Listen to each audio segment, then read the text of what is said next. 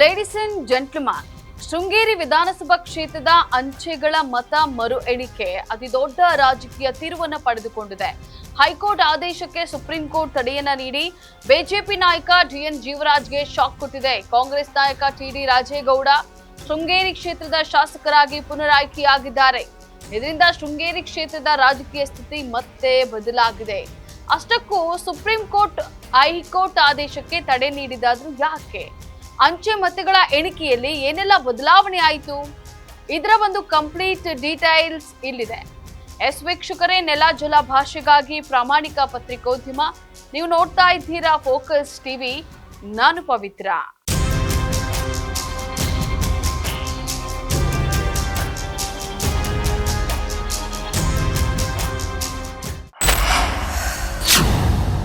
ಶೃಂಗೇರಿ ವಿಧಾನಸಭಾ ಕ್ಷೇತ್ರದ ಅಂಚೆಗಳ ಮತ ಮರು ಎಣಿಕೆಗೆ ಅತಿದೊಡ್ಡ ತಿರುವು ಸಿಕ್ಕಿದೆ. ಅಂಚೆ ಮತಗಳ ಮರು ಎಣಿಕೆ ಪ್ರಕರಣಕ್ಕೆ ಸಂಬಂಧಿಸಿದಂತೆ ಕರ್ನಾಟಕ ಹೈಕೋರ್ಟ್ನ ಆದೇಶವನ್ನ ಪ್ರಶ್ನಿಸಿ ಕಾಂಗ್ರೆಸ್ ನಾಯಕ ಟಿಡಿ ರಾಜೇಗೌಡ ಸಲ್ಲಿಸಿದಂತಹ ಅರ್ಜಿಯ ವಿಚಾರಣೆ ನಡೆಸಿದಂತಹ ಸುಪ್ರೀಂ ಕೋರ್ಟ್ ಮರು ಮತ ಎಣಿಕೆ ಪ್ರಕ್ರಿಯೆ ಮತ್ತು ಅದರಿಂದ ಬಂದಂತಹ ಫಲಿತಾಂಶಕ್ಕೆ ಮಧ್ಯಂತರ ತಡೆಯನ್ನ ನೀಡಿದೆ.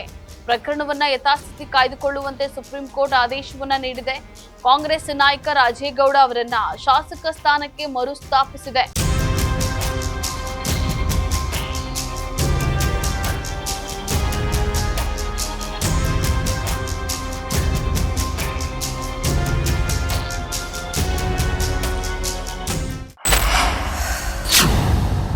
ಎರಡ್ 2023ರ ಶೃಂಗೇರಿ ವಿಧಾನಸಭಾ ಚುನಾವಣೆ ಮತ ಎಣಿಕೆ ವೇಳೆ ಕಾಂಗ್ರೆಸ್ನ ರಾಜೇಗೌಡ 201 ಮತಗಳ ಅಂತರದಲ್ಲಿ ಜಯ ಗಳಿಸಿದ್ರು.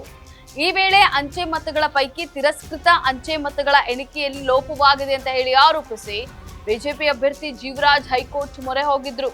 ಈ ಹಿನ್ನೆಲೆಯಲ್ಲಿ ಅಂಚೆ ಮತಗಳ ಮರು ಎಣಿಕೆಗೆ ಹೈಕೋರ್ಟ್ ಆದೇಶವನ್ನ ನೀಡಿತ್ತು. ಮೇ 3ರಂದು ಅಂಚೆ ಮತಗಳ ಮರು ಎಣಿಕೆ ನಡೆದಿದ್ದು, ಎಣಿಕೆ ವೇಳೆ ಬಿಜೆಪಿಯ ಜೀವರಾಜ್ ಅವರು ಕಾಂಗ್ರೆಸ್ನ ರಾಜೇಗೌಡ ಅವರಿಗಿಂತ 52 ಮತಗಳ ಮುನ್ನಡೆಯನ್ನ ಸಾಧಿಸಿದ್ದಾರೆ ಅಂತ ಹೇಳಿ ಚುನಾವಣಾ ಅಧಿಕಾರಿಗಳು ಘೋಷಣೆಯನ್ನ ಮಾಡಿದ್ರು.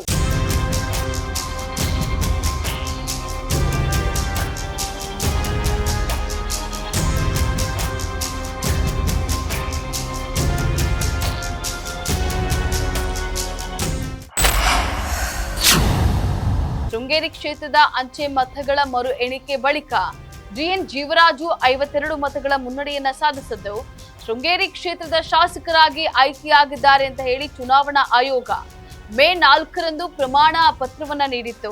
ಬಳಿಕ ಪ್ರಮಾಣ ವಚನ ವಿಳಂಬ ಧೋರಣೆಯನ್ನ ಮಾಡಲಾಗ್ತಿದೆ ಅಂತ ಹೇಳಿ ಮೇ 5ರಂದು ರಾಜ್ಯಪಾಲರ ಬಳಿ ದೂರನ್ನ ನೀಡಲಾಗಿತ್ತು. ನಂತರ ಮೇ 6ರಂದು ವಿಧಾನಸಭೆ ಸ್ಪೀಕರ್ ಯುಟಿ ಖಾದರ್ ಅವರು ವಿಧಾನಸಭಾ ಸದಸ್ಯರಾಗಿ ಆಯ್ಕೆಯಾದ ಜೀವರಾಜ್ ಅವರಿಗೆ ಪ್ರಮಾಣ ವಚನವನ್ನ ಬೋಧಿಸಿದ್ರು. ಆದರೆ ಪ್ರಮಾಣ ವಚನ ಬೋಧಿಸಿದ 6 ದಿನಗಳ ಅಂತರದಲ್ಲಿ ಜೀವರಾಜ್ ಅವರು ಸುಪ್ರೀಂ ಕೋರ್ಟ್ ಆದೇಶದಿಂದಾಗಿ ಮತ್ತೆ ಶಾಸಕ ಸ್ಥಾನವನ್ನ ಕಳೆದುಕೊಂಡಿದ್ದಾರೆ.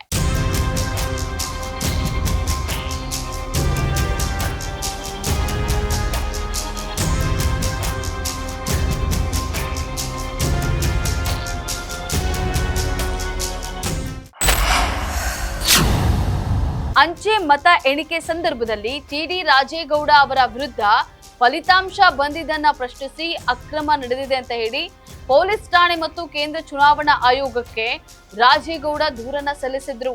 ಇದರ ಜೊತೆಗೆ ಫಲಿತಾಂಶದ ವಿರುದ್ಧ ಟಿಡಿ ರಾಜೇಗೌಡ ಅವರು ಸುಪ್ರೀಂ ಕೋರ್ಟ್ನಲ್ಲಿ ಮೇಲ್ಮನವಿಯನ್ನ ಸಲ್ಲಿಸಿದ್ರು.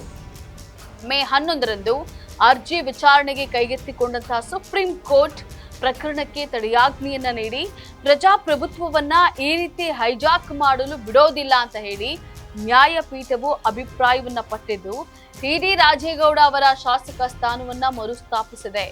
ಸದ್ಯ ಅವರೇ ಶೃಂಗೇರಿ ಕ್ಷೇತ್ರದ ಶಾಸಕರಾಗಿ ಮುಂದುವರಿಯಲಿದ್ದಾರೆ. ಒಟ್ಟಿನಲ್ಲಿ ಶೃಂಗೇರಿಯ ಈ ಚುನಾವಣೆ ಮತ್ತು ಫಲಿತಾಂಶ ಹಲವು ಸ್ವಾರಸ್ಯಕರ ವಿದ್ಯಮಾನಗಳಿಗೆ ಸಾಕ್ಷಿಯಾಗಿರೋದಂತೂ ಸತ್ಯ. ಇದಾಗಿತ್ತು ಈ ಕ್ಷಣದ ಪೊಲಿಟಿಕಲ್ ಅಪ್ಡೇಟ್. ನೆಲ ಜಲ ಭಾಷೆಗಾಗಿ ನೋಡ್ತಾ ಇರಿ ಫೋಕಸ್ ಟಿವಿ.